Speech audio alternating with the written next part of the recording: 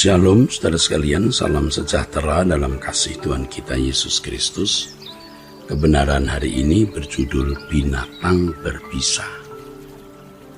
Saudaraku, tidak ada kisah yang lebih tragis di atas muka bumi ini dari kisah mengenai kejatuhan manusia ke dalam dosa. Dalam Kejadian pasal 3 ayat 1-6, satu-satunya pasal yang mengungkapkan peristiwa tragis tersebut. Tidak diragukan lagi, bahkan menjadi satu kepastian bahwa inilah awal dari kisah mengenai sepak terjang setan atau iblis di atas muka bumi. Ular yang dalam bahasa Ibrani-nya nakas, yang dimaksud dalam Kejadian 3 tersebut pastilah oknum setan atau iblis. Mengapa oknum tersebut tidak disebut misalnya setan atau iblis atau yang lain, tetapi menggunakan ular sebagai personifikasinya? Mengapa ular? Harus diingat bahwa kitab Kejadian ditulis untuk bangsa Israel yang belum lama keluar dari Mesir. Kehidupan sebagai budaknya sekitar tahun 1440 sebelum Masehi, 1440 sebelum Masehi. Dan mereka telah diperbudak selama 430 tahun. Mereka menjadi bangsa budak, bangsa yang tidak berbudaya tinggi, ya bisa dikatakan primitif jika dibanding bangsa-bangsa lain yang sudah sangat lebih maju. Tentu saja cara berpikir bangsa Israel juga sangat dangkal, sehingga kitab Kejadian harus ditulis secara figuratif. Kita sebagai umat pilihan harus memahami jalan keselamatan dalam Yesus Kristus yang merupakan pusat rencana Allah. Juga harus memahami kitab Kejadian dengan cerdas agar dapat memperoleh makna orisinil yang lebih dalam daripada yang dapat dipahami oleh bangsa Israel. Ular adalah figuratif atau personifikasi, ya, figuratif dari personifikasi setan. Itu tidak diragukan. Memang ular itu setan. Ular sebagai personifikasi oknum ini menunjukkan bahwa setan tersebut adalah entitas yang tidak bermartabat, seperti makhluk ciptaan yang memiliki kepribadian. Ular ini menunjuk oknum setan, ya, entitas yang tidak bermartabat seperti makhluk ciptaan lain yang memiliki kepribadian. Misalnya manusia atau malaikat, ya, yang tidak jatuh, ya. Setan atau iblis ditampilkan sebagai ular yang berarti sejajar atau disejajarkan dengan binatang. Hal ini jelas merupakan sebuah pernyataan bahwa oknum itu memiliki martabat yang lebih rendah atau tidak bermartabat dibanding dengan manusia atau makhluk surgawi lainnya. Hal ini terjadi atas diri setan atau iblis sebab ia memberontak kepada Allah. Dalam kitab Wahyu muncul satu entitas yang dalam bahasa Indonesia diterjemahkan dengan kata binatang. Binatang. Nah, kata binatang tersebut adalah terion, yang artinya an animal atau wild beast atau brutal and bestial man.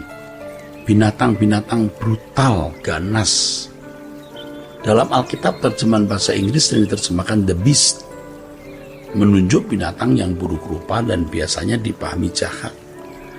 Binatang ini pasti menunjuk kuasa gelap, yaitu setan atau iblis. Binatang tersebut ditampilkan sebagai sosok utama yang memiliki peranan sangat besar dalam dunia kegelapan yang merusak kehidupan. Di bagian lain dalam kitab Wahyu digambarkan sebagai naga, ya, naga, yang dalam bahasa aslinya Drakon Megaspuros. Drakon Megaspuros yang artinya naga besar yang warnanya merah. Penggambaran atas oknum setan tidak dapat disejajarkan dengan penggambaran anak Allah atau Yesus sebagai anak domba yang disembelih. Yesus adalah anak domba yang disembelih menunjuk kepada kesediaannya sebagai korban penghapus dosa. Anak domba yang disembelih adalah penggenapan dari tindakan kurban penebusan yang ada dalam perjanjian lama. Lagi pula anak domba menunjuk kelemah lembutan dan kasih entitas yang tidak membahayakan dan tidak menakutkan. Nah, pada intinya saudaraku, ular adalah personifikasi setan atau iblis dalam Taman Eden. Ular menunjukkan tidak bermartabatnya oknum yang telah memberontak kepada Allah ini.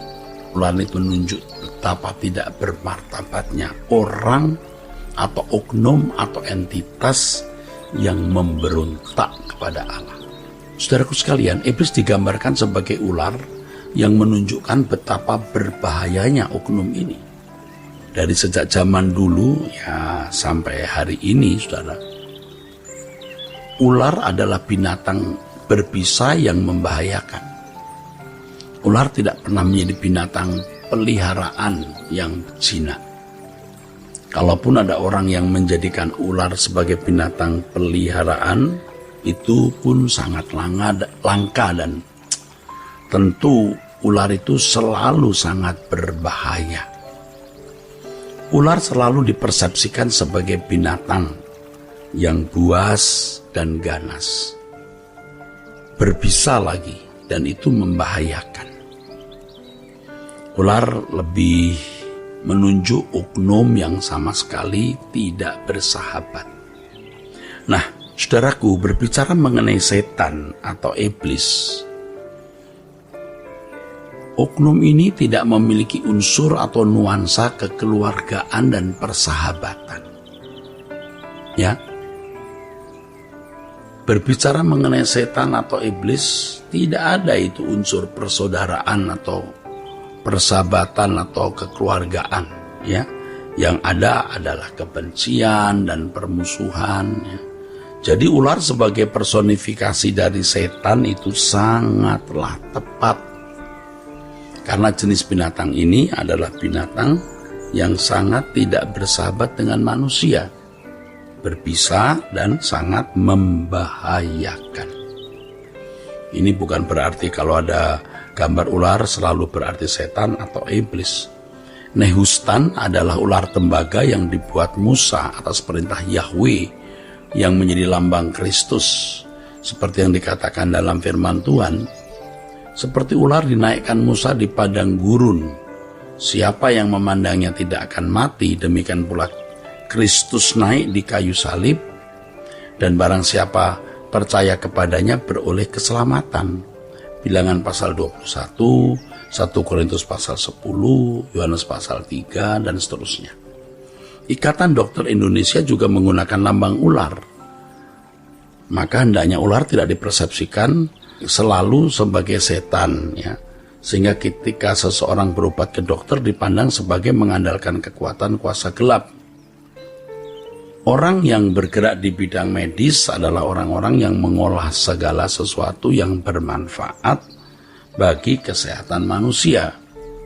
Dan segala sesuatu yang diolah adalah ciptaan Allah yang disediakan bagi manusia. Jadi ular jangan selalu dipersepsikan sebagai setan atau iblis, ya saudara. Ular sebagai personifikasi dari setan di dalam kitab Kejadian sangatlah tepat. Benar, tepat, karena binatang ini adalah binatang yang tidak bersahabat dengan manusia, berbisa, dan ya pada dasarnya memang oknum ini sangat membahayakan. Jadi kita tidak ragu-ragu bahwa memang ular yang dimaksud di dalam kitab Kejadian itu, ya khususnya Kejadian pasal 3, memang oknum setan. Kiranya kebenaran ini, saudaraku, memberkati kita sekalian. Sola Gracia.